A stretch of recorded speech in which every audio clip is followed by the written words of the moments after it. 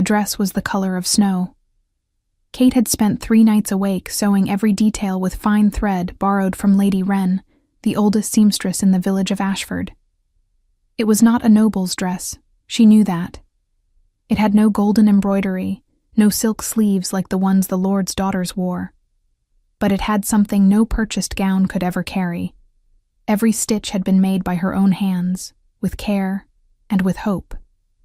Hope. Such a small word, yet it had carried an enormous weight through the past few months. Edrin had promised. 3 moons ago, on the night the rain fell so hard it flooded the village barn, he had held her face between his hands and said with all the clarity a wolf can offer, "At the convergence banquet, I will present you to my pack as my chosen companion, before everyone." Kate was 23 years old, the daughter of a blacksmith long dead, and she carried no known pack lineage. She was an Omega without a clan, without formal protection, without title. In Ashford, that meant she existed at the margins. Not a slave, not a noble, simply invisible. A woman who woke before dawn, carried water, helped tend wounds at the village healing post with herbs and poultices, and smiled at the wolves who passed without any of them truly seeing her. Until Edrin. Edrin Voss was the son of the Lord of the Voss Pack, one of the 5 packs that made up the Northern Territory. He was not the primary heir.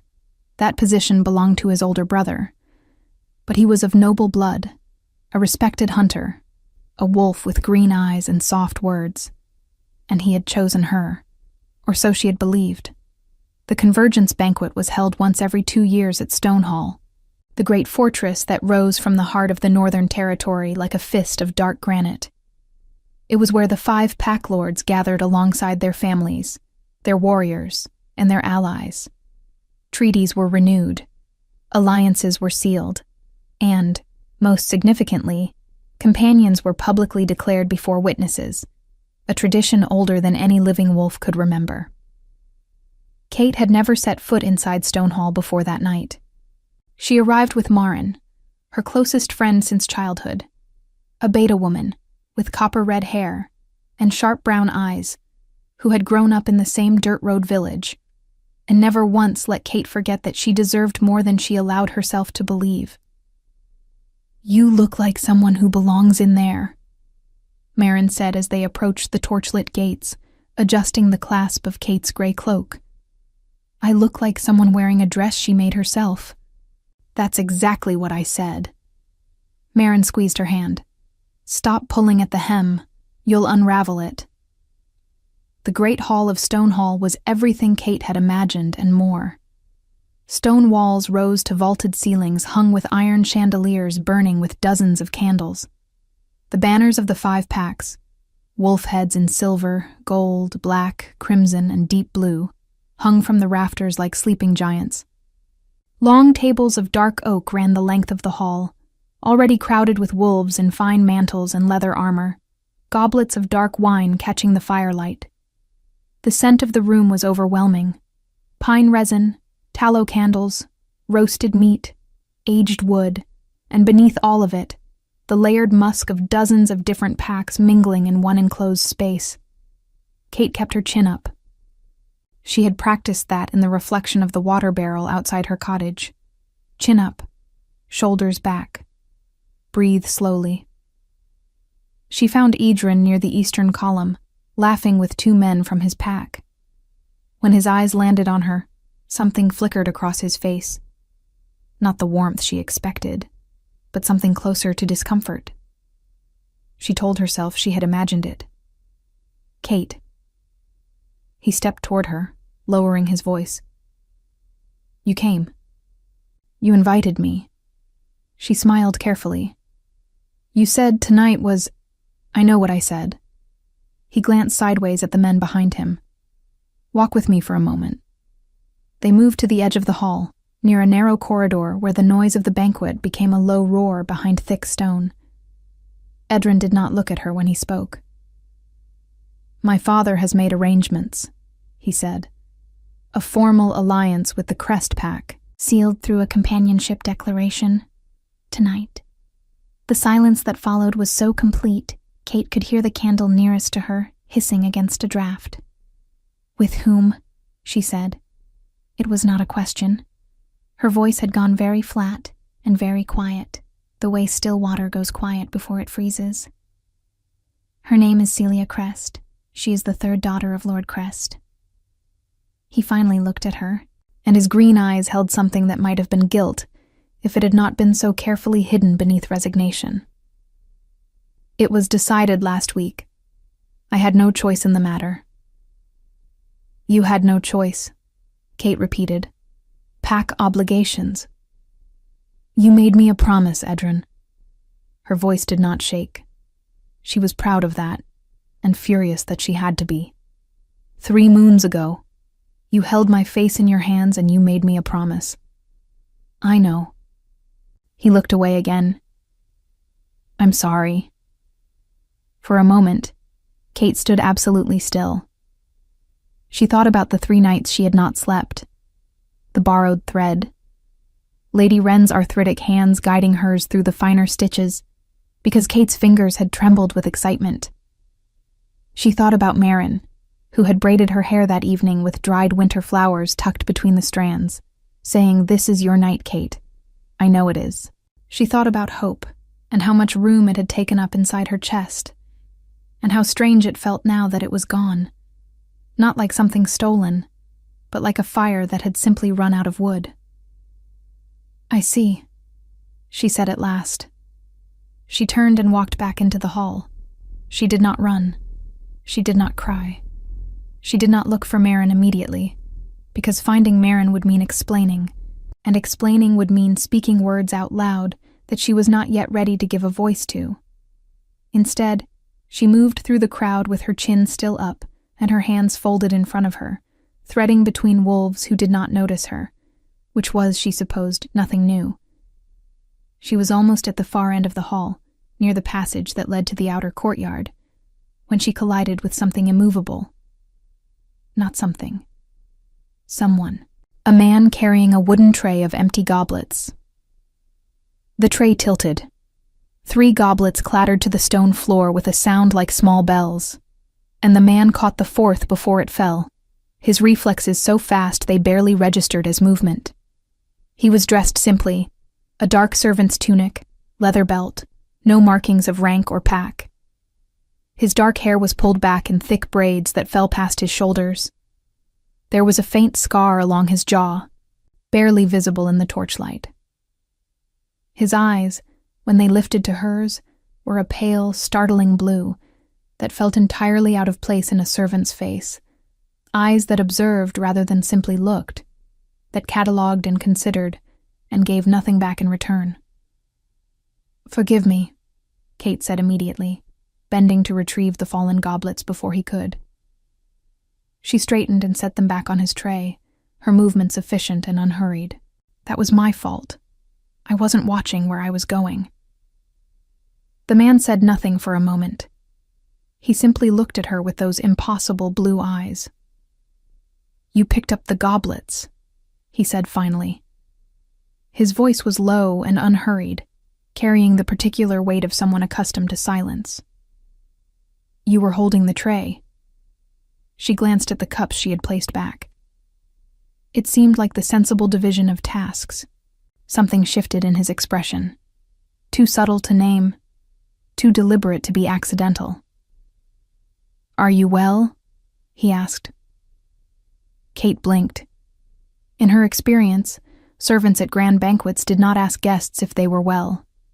Then again, she was not exactly a guest, and she suspected she looked precisely as hollow as she felt. "I'm perfectly fine," she said, and the steadiness in her own voice almost convinced her. "Thank you for asking." She stepped around him and continued toward the courtyard passage. She did not see the way he turned to watch her go. She did not see the way his pale blue eyes followed her through the crowd, with an attention that had nothing of casualness in it. Careful, intent, the way a wolf watches something it has only just recognized. She did not see either the 2 men who materialized at his shoulders the moment she disappeared through the passage. Both large, both wearing the unmarked dark tunics of servants, both watching him with expressions that were quietly, unmistakably, waiting for orders. "Well," said the taller of the two, a broad-shouldered wolf with a crooked nose and an almost permanent look of amusement. "She helped you pick up the cups." "She did," said the man with the braids. "No one has ever done that before." "No," he agreed. "No one has." The second man, darker and quieter, said nothing at all. He simply watched the passage where Kate had disappeared, and then looked back at the man they stood beside, and his expression carried the particular weight of someone who has just witnessed something they will remember for a long time. The man with the braids set the tray down on a nearby table with complete calm, as though he had always intended to leave it there. "Find out her name," he said quietly. Neither of his companions asked why. The courtyard was cold. Kate stood near the stone well at its center, her arms wrapped around herself beneath her gray cloak, and let the night air do what the crowded hall had not allowed, fill her lungs completely. The sky above Stonehall was clear and enormous, thick with stars that had no interest in pack politics or broken promises, and she was grateful for their indifference. She heard Marin's footsteps before she saw her. After 20 years of friendship, she knew the particular rhythm of them. Quick and purposeful. The walk of someone who had already decided to fix whatever was wrong before she had all the facts. "I saw his face when you walked away," Marin said, appearing at her side with her copper hair slightly disheveled from pushing through the crowd. "What did he say?" "His father made an arrangement with the Crest Pack." Kate kept her voice even. "He is declaring a companion tonight. Someone named Celia Crest." Marin was quiet for exactly 3 seconds. "I'll go back inside and pour his wine directly onto his boots." "You will not." "Kate." "It's done, Marin." She turned to look at her friend, and something in her expression must have communicated the fragility beneath the calm, because Marin stopped arguing immediately and simply put an arm around her shoulders. "I'm not going to fall apart in a courtyard. I refuse." "You're allowed to fall apart. Not here." She exhaled slowly. "Not in front of his pack, his father's allies, and everyone who already thinks I have no business being inside those walls." Marin held her tighter and said nothing, which was the correct response, and one of the many reasons Kate had kept her close for 2 decades. They stood like that for a while, the sounds of the banquet drifting through the stone archways in muffled waves, laughter, the scrape of benches, the low percussion of a drum beginning somewhere in the hall. The convergence ceremonies would start soon. The declarations would be made. She should leave before they began, she knew. Staying would only mean witnessing Edrin stand before the assembled packs and give to someone else the words he had promised her. She was about to say exactly that to Marin when the courtyard gate opened. 3 men entered. They were dressed as servants, plain dark tunics, no pack markings. But something about the way they moved made every instinct Kate possessed go very still and very alert. Not because they seemed threatening, because they moved the way water moves around stone, naturally and without effort, as though the space around them simply rearranged itself out of courtesy. The one in the center was the man from the hall, the one with the braids and the pale blue eyes and the voice like a room with no echo. He was carrying nothing this time. No tray, no goblets.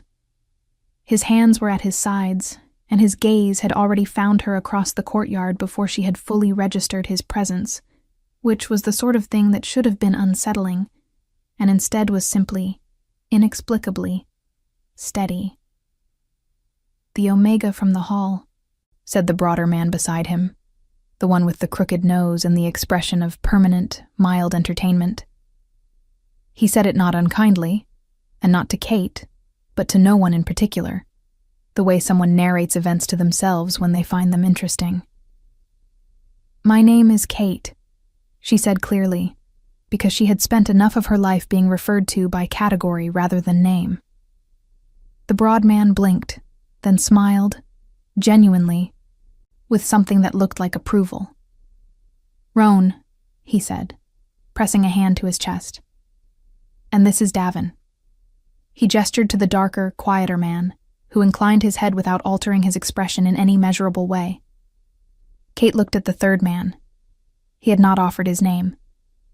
And you? She asked. Calder, he said. A simple name, plainly delivered. It occurred to her distantly that none of these names matched any servant roster she had ever heard associated with Stonehall, but she had other things occupying her attention. You followed me, she said.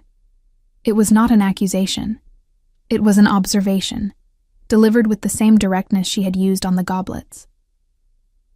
We came for air, Roan offered pleasantly. Through the service gate, at the same moment I came outside. Coincidences are underappreciated. Calder said nothing, but something in the line of his mouth suggested that Roan's performance amused him in a way he had no intention of acknowledging aloud. Marin had gone slightly rigid beside Kate, her beta instincts clearly registering something that Kate's omega senses were registering differently. Not danger, exactly, but significance. The way the air changes before a storm. Not to threaten, but to announce. You asked if I was well, Kate said, addressing Calder directly. Inside the hall. I did. Servants at convergence banquets don't generally ask guests that question. Perhaps they should. He studied her with those unsettling pale eyes, and there was nothing predatory in it. It was more like the attention of someone reading something they find genuinely worth reading. You walked away from something painful. It seemed worth acknowledging. Kate felt Marin go very still beside her. You don't know what I walked away from, Kate said carefully. No, he agreed. But I know what someone who has just held themselves together through something difficult looks like. You have been doing it since you stepped outside. A brief pause. You're still doing it.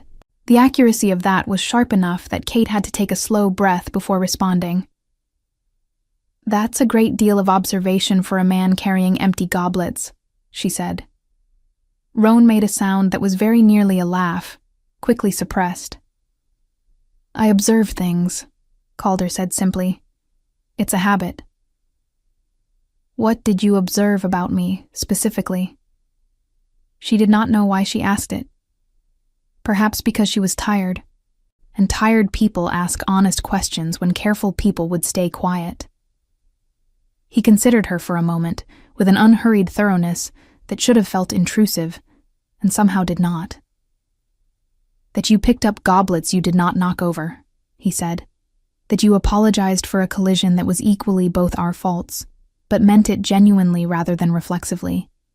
That when you walked away from whoever hurt you tonight, you chose the direction that led away from the crowd rather than toward anyone who might comfort you, because you would rather feel the pain privately than perform recovery publicly. He paused. And that you are angry, but you are wearing it quietly because you've had a great deal of practice. The courtyard was very silent. Marin was staring at Calder with an expression Kate recognized. The look of someone who has just been shown a thing they cannot decide whether to admire or distrust. Kate herself felt something strange move through her chest. Not warmth, exactly. Not yet. More like the sensation of being seen after a long time of being looked through, which was an entirely different thing and considerably more disorienting. You're not a servant, she said. She did not say it with alarm. She said it the way she said most things, plainly, because plain words were more honest than careful ones. Something moved behind his eyes. What makes you say that? He asked, and there was genuine curiosity in the question, not deflection. Servants learn not to see too much. It's safer. She held his gaze steadily. You see everything and you're not afraid of any of it. That's not a habit you learn carrying goblets. Roan turned away from them both at this point and appeared to become deeply interested in the far courtyard wall, his broad shoulders shaking with something he was clearly working hard to contain. Davin beside him looked at Calder with an expression that communicated, without a single word. I told you so. Calder looked at Kate for a long moment. You're perceptive, he said at last. I'm poor, she said simply. People who are poor learn to read rooms. It's how we avoid mistakes we can't afford. And what room are you reading right now? She tilted her head slightly, the long braid over her shoulder catching the moonlight. One where something important is happening, she said, and I don't yet have enough information to know what it is. He was quiet for a moment. Then he said in the same low, unhurried voice, If you're willing, I'd like to talk with you. Not as a servant. Not as whatever you think I might be. Simply as two people in a cold courtyard who have found something worth a conversation. Maren made the smallest sound beside her. Not a warning, but an involuntary signal of interest. Kate looked at this man who called himself Calder, and who carried himself like something ancient and certain, and she thought about empty halls and borrowed thread and broken promises, and she thought about how little she had to lose. I'm not going back inside tonight, she said. Neither am I, he replied. Roan turned back around, the picture of innocence. How lovely. Neither are we. Davin said nothing, but for the first time since entering the courtyard, the corner of his mouth moved, barely, briefly, in something that was almost a smile. They talked until the torches in the courtyard burned low. It was not the kind of conversation Kate had expected. There was no performance in it, no careful maneuvering of words toward some hidden agenda she could detect. Calder asked questions the way someone turns pages in a book they genuinely want to read. Unhurried, attentive, returning to earlier passages when something new gave them different meaning. He asked about the healing post in Ashford, about the herbs she used and why she chose them, about whether she had learned from someone or taught herself. Kate answered honestly, because dishonesty required energy she did not have that night, and because something about the quality of his attention made evasion feel like a waste of both their time. She told him about her father, the blacksmith, who had died of a lung sickness when she was 14, and left her nothing but his iron tools and the knowledge that hard work was its own kind of dignity. She told him about Lady Wren and the borrowed thread, and when she said it, she did not intend for it to sound like anything important. But she saw something shift in his expression that told her he understood exactly what it meant. You made the dress yourself, he said. It was not a question. Every stitch. She looked down at the pale fabric briefly, then back up. It seemed important at the time. It still is, he said quietly. The fact that it was made with care doesn't change because the occasion changed. Kate was quiet for a moment. You're surprisingly decent for a man who won't tell me what he actually does, she said. Roan, seated on the edge of the stone well with his long legs stretched out before him, made a sound of profound entertainment. She keeps doing that, he said to no one. I find it extraordinary. What does she keep doing? Maren asked. She had relaxed considerably over the past hour, drawn into the strange gravity of the conversation, the way a current draws a boat. Not forcefully, but with the patient insistence of moving water. Saying the true thing, Roan said, as though this were remarkable. Most people spend enormous effort avoiding it. Kate has never seen the point of that, Maren said, and there was unmistakable pride in it. Davin, leaning against the courtyard wall with his arms crossed, said nothing, but his dark eyes moved between Kate and Calder with the focused patience of someone watching a game whose outcome they already know, but are nonetheless invested in witnessing. May I ask you something? Kate said, turning back to Calder. Yes. Why are you out here? Truly. She held his gaze without apology. Not the courtyard air answer, the real one. He looked at her for a moment with those pale blue eyes that gave so little away and held so much. I came to the convergence to observe, he said carefully. Not the alliances or the declarations, the people, how they treat those they believe have nothing to offer them. Something about the phrasing made Kate's attention sharpen. "That's an unusual thing for a servant to evaluate," she said. "It's an important thing for anyone to evaluate," he replied. "And what have you observed?" "Tonight?" He was quiet for a moment. "That the wolves inside that hall who carry the most impressive titles treated the serving staff as furniture.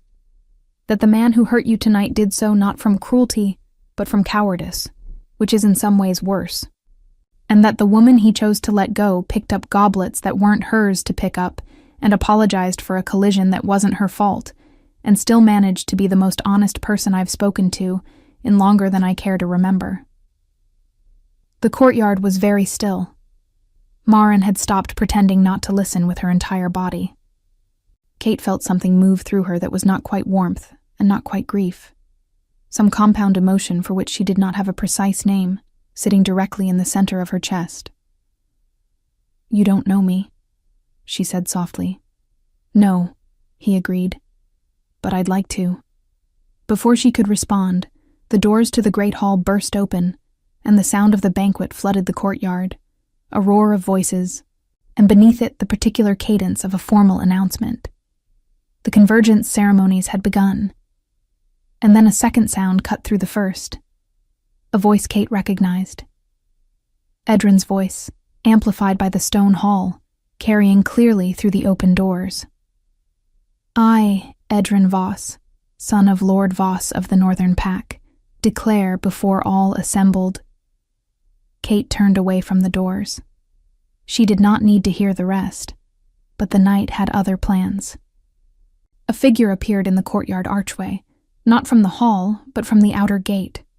A young wolf in Voss pack colors, breathing hard, his eyes scanning the courtyard until they landed on Calder.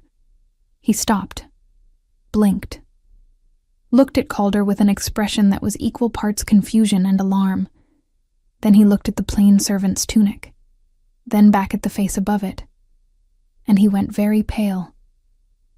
"My," he began. "Not now, Fen," Calder said. His voice had not changed in tone or volume, but something in it was different, a quality that had always been present, but had perhaps been slightly muffled, now entirely unguarded. "Whatever it is, it will wait." Fen closed his mouth, looked at Kate, then at Maren, then back at Calder. "It's about Lord Voss," he said carefully. "He's been asking for you. He doesn't know where." He stopped himself again and swallowed. He wouldn't ask if it weren't necessary. Calder was quiet for a moment. Then he straightened slightly, and it was that movement, more than anything else that evening, that made something click into place for Kate. Because it was not the movement of a servant remembering their duties. It was the movement of someone setting aside one version of themselves and resuming another. He turned to Kate. "I need to go inside," he said. "Of course," she said. Her voice was steady, but her mind was moving very quickly now. He held her gaze for a moment. "Will you be here when I return?" "That depends on how long you're gone." Something crossed his face. Not quite a smile, but related to one. He reached into the leather satchel at his belt and removed something small, setting it on the edge of the stone well between them. It was a carved wooden token, the kind that served as a personal seal, pressed in wax on formal documents. Simple, unadorned, but the symbol carved into it was one that Kate did not recognize, which meant it belonged to no pack she had encountered. "So you know I intend to come back," he said. Then he walked through the archway with Fen at his heels, and Roan pushed himself off the edge of the well, stretched enormously, and looked at Kate with an expression of extraordinary satisfaction.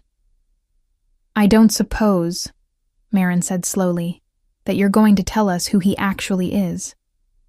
"I am not," Roan agreed pleasantly. "But I will tell you this." He picked up his own cloak from where he had draped it over the well and swung it over his shoulders. "In 7 years, I have never once seen him stay in a courtyard for 3 hours talking to anyone. Lords, ambassadors, pack elders, council members, no one. He looked at Kate with something that was entirely genuine beneath the lightness. You might want to think about what that means. He walked inside. Davin lingered a moment. He looked at Kate with his dark, patient eyes. He wasn't testing you, he said quietly. It was the most he had spoken all evening. In case you were wondering, whatever this was tonight, it wasn't a test. Then he too was gone. Kate and Marin stood alone in the courtyard with the sounds of the convergence ceremony filtering through the stone behind them, and the night air cold and clear above, and a small carved token sitting on the edge of the well between them.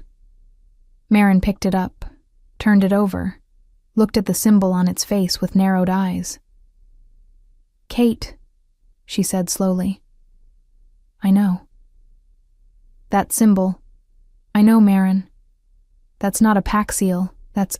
I know. Kate took the token gently from her friend's hand and closed her fingers around it. The wood was warm. I know.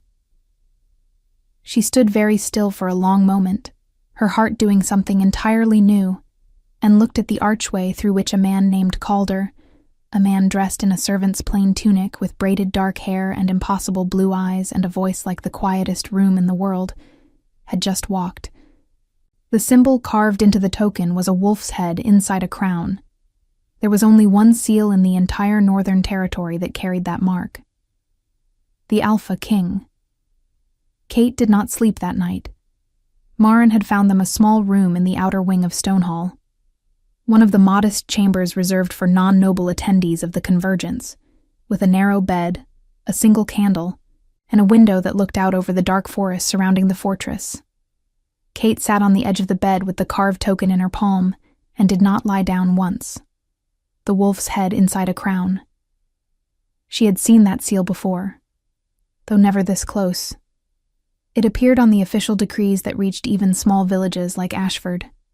Documents that arrived rolled in black ribbon and pressed with dark wax, carrying edicts about territorial boundaries, trade agreements, and pack law. Documents that everyone handled with a particular kind of careful reverence because they came from the highest authority in the Northern Territory, King Cassian Drave, the Alpha King. He had no living family. He had ascended to the throne 11 years ago at the age of 26, following the death of his father in a border conflict with the Eastern Pacts. He ruled from the Drave Citadel, 3 days' ride north of Stonehall. He was known for two things equally: absolute fairness in territorial judgments, and an almost complete absence of personal information. No one knew much about him beyond what he chose to make public, which was very little. There were rumors that he had refused 3 formal alliance marriages, that he attended convergence gatherings incognito, which most people assumed was exaggeration. Apparently, it was not. Kate turned the token over in her fingers and thought about pale blue eyes and a voice like a quiet room, and a man who had asked her if she was well in the middle of a banquet hall with no reason to ask and every reason not to bother. She thought about I observe things, how they treat those they believe have nothing to offer them. She thought about herself, kneeling to pick up goblets on a stone floor, apologizing for a collision that was equally both their fault, not because she was trained to be small, but because it had simply been the honest and decent thing to do. And she thought, with a clarity that was almost uncomfortable, that he had been watching for exactly that. She did not know how to feel about that. By the time pale gray light began to show at the window, she had settled into something that was not quite peace, but was at least honest. She was not angry. She was uncertain, and uncertain was something she knew how to carry. She was braiding her hair in the thin morning light when the knock came at the door. Not Marin. Marin knocked the way she did everything, with decisive energy. This knock was quieter, deliberate, 3 even sounds, the kind produced by someone who is accustomed to doors opening for them and has learned to knock anyway. Kate crossed the room and opened the door.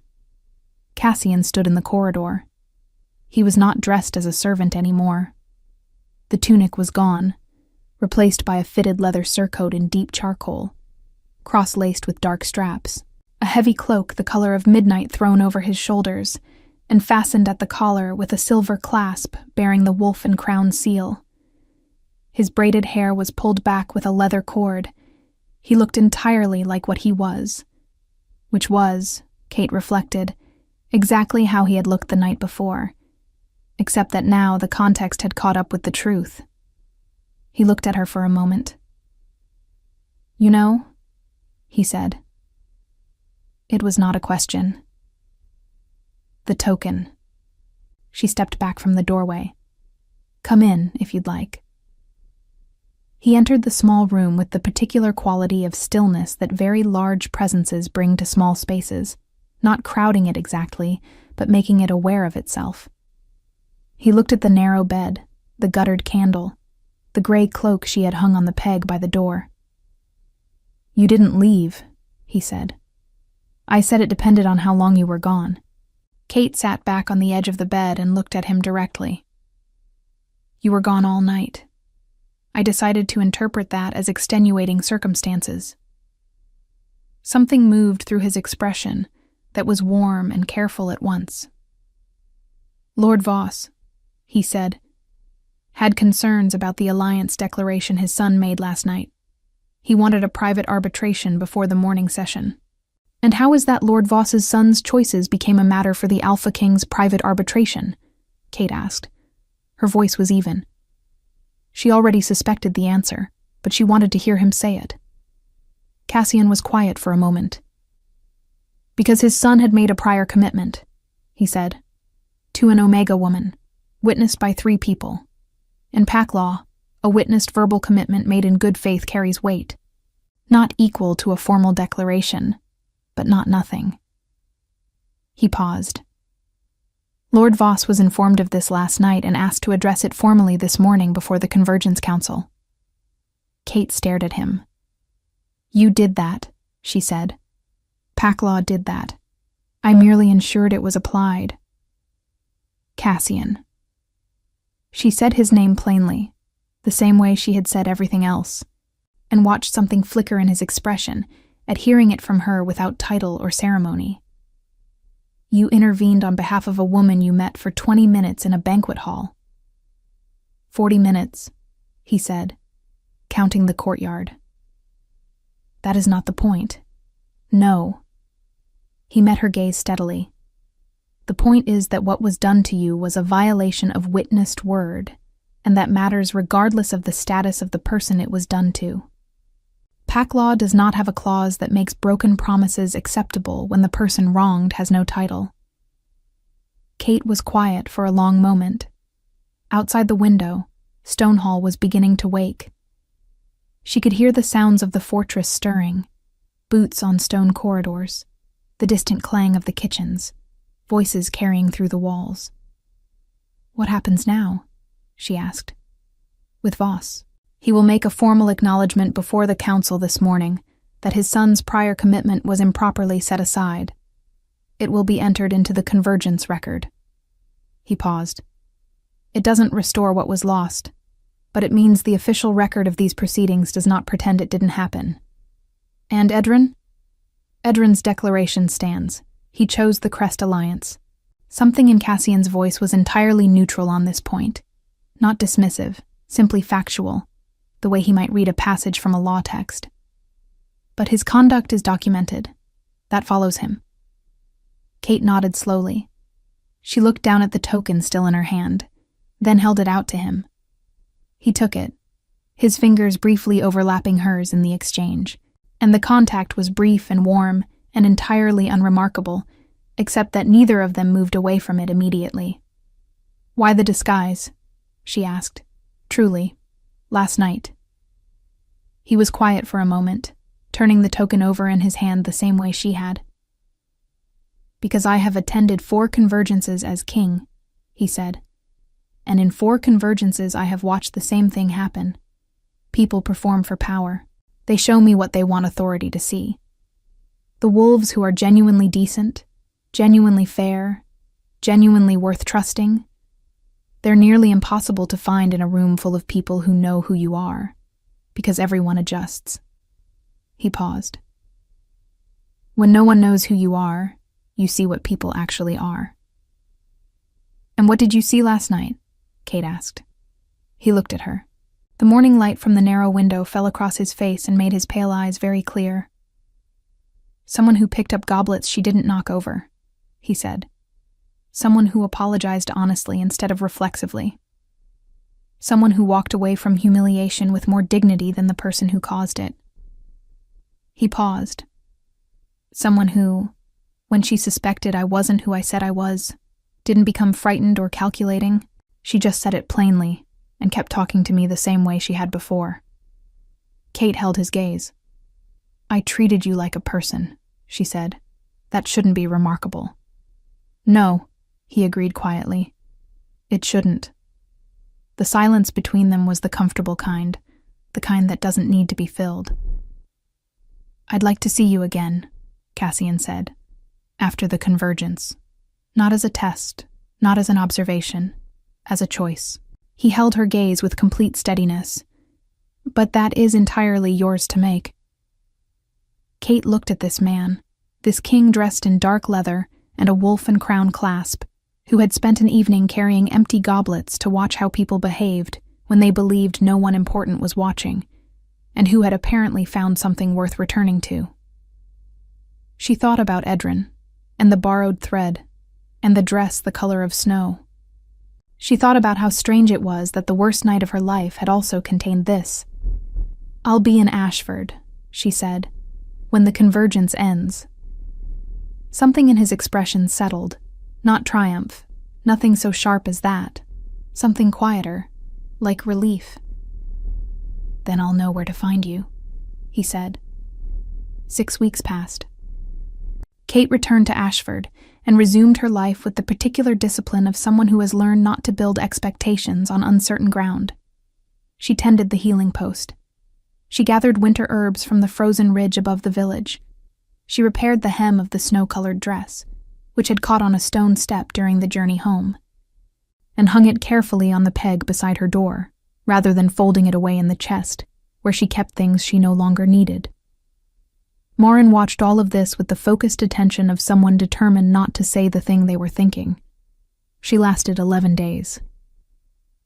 "You kept the dress visible," she said one morning, appearing in Kate's doorway with 2 cups of hot broth and the expression of someone who considered themselves extraordinarily patient.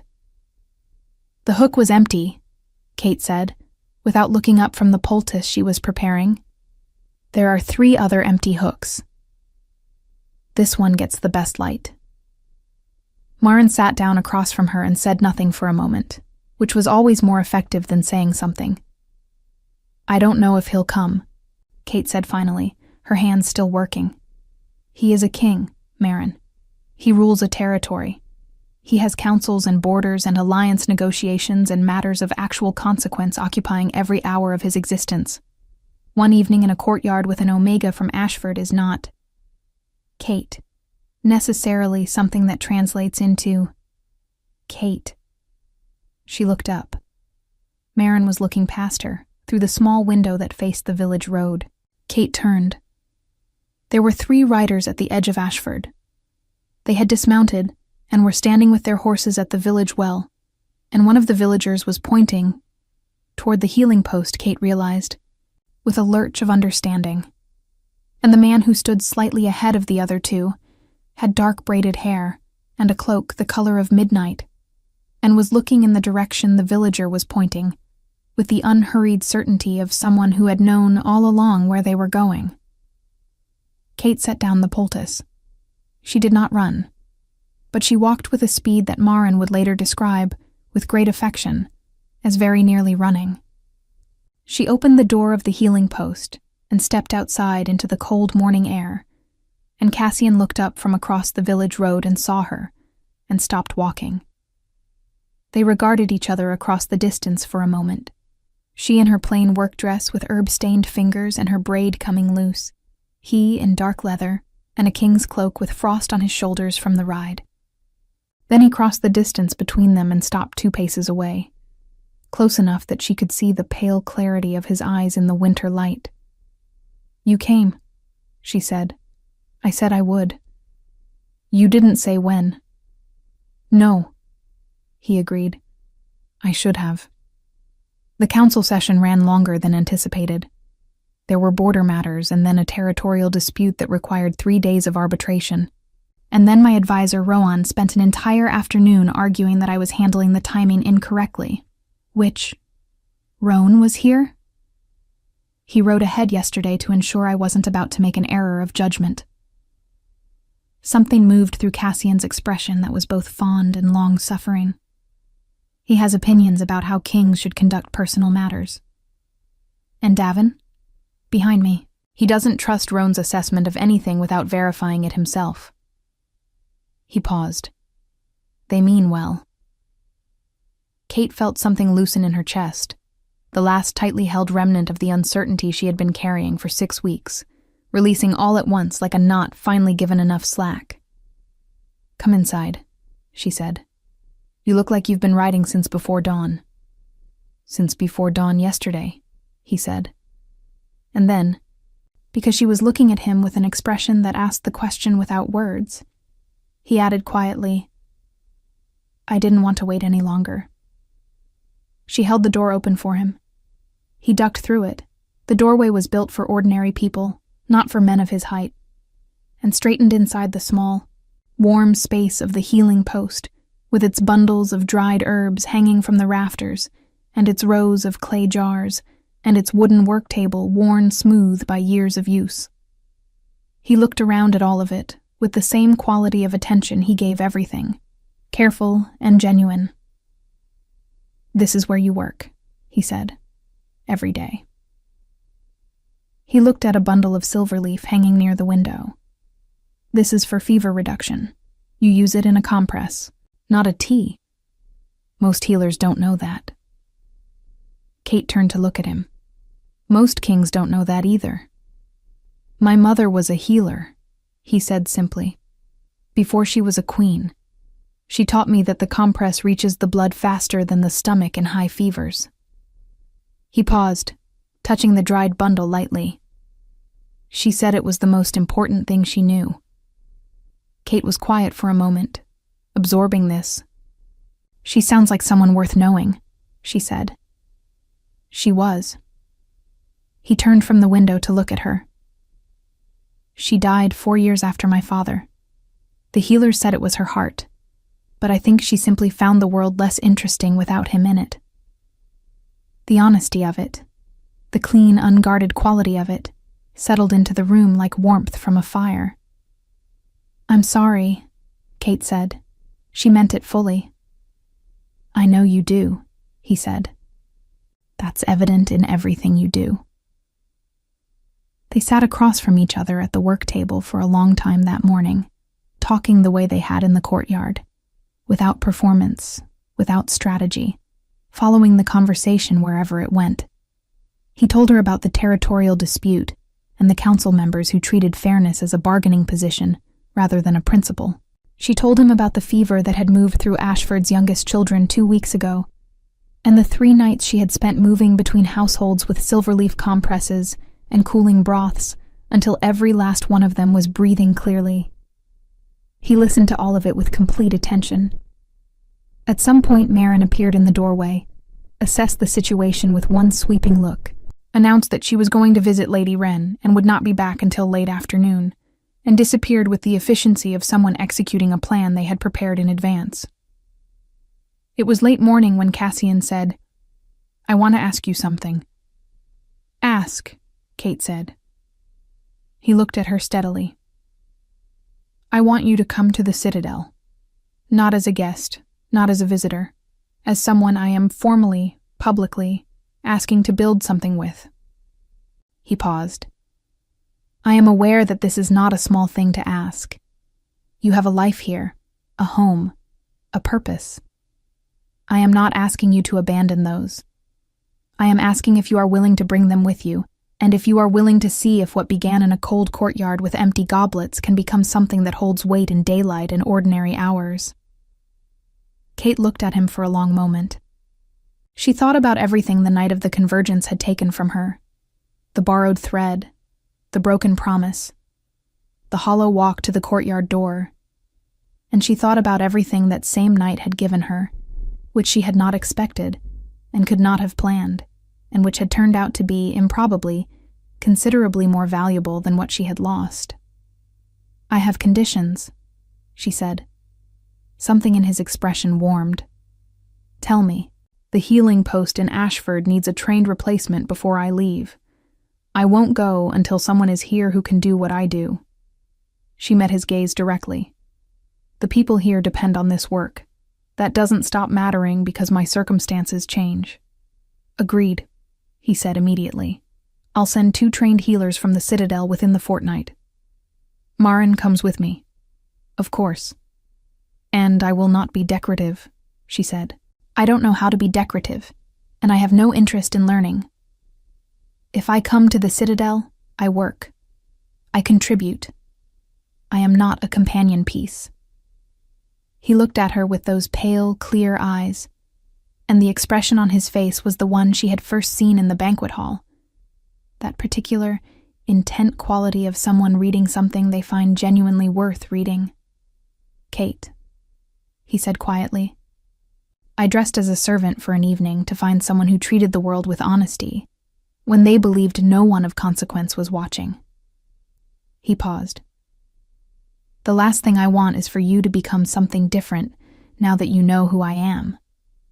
She held his gaze for a long moment. Then she nodded once. "Then we have an agreement," she said. He reached across the work table and extended his hand.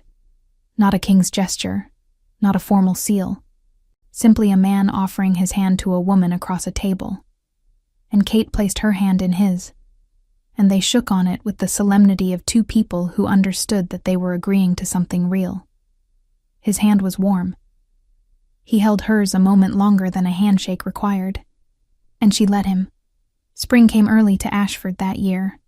True to his word, Cassian sent 2 healers from the Citadel within a fortnight, a woman named Petra, with 20 years of experience, and a quiet young man named Elio, who had memorized every herb compendium ever written, and was eager to prove it. Kate spent 3 weeks teaching them the particular rhythms of Ashford, the families who needed checking on, the ridge where the best silver leaf grew, the child in the miller's household who was afraid of poultices but would accept a compress if you let him hold the cloth himself. She handed Petra the key to the healing post on a Tuesday morning in early spring, and Petra received it with the seriousness it deserved. Edrin Voss, she heard through Marin's considerable network of information, had been formally recorded in the convergence documents as having broken a witnessed verbal commitment. The Crest Alliance had proceeded, and his new companion was said to be perfectly pleasant. Whether Edrin himself was happy was not something Kate spent time wondering about. She wished him no harm. She simply found that she thought about him less and less as the weeks passed, the way one stops noticing a scar once it has finished healing.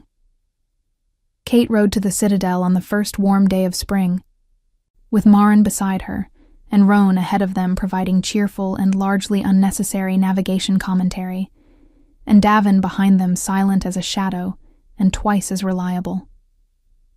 Cassian met them at the Citadel gate. He was not dressed as a servant.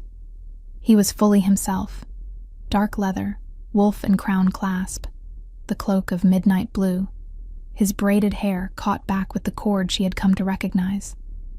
He stood at the top of the gate steps with Roan and Davin flanking him, and when Kate rode through the gate and dismounted and looked up at him, he walked down the steps to meet her, rather than waiting for her to come to him.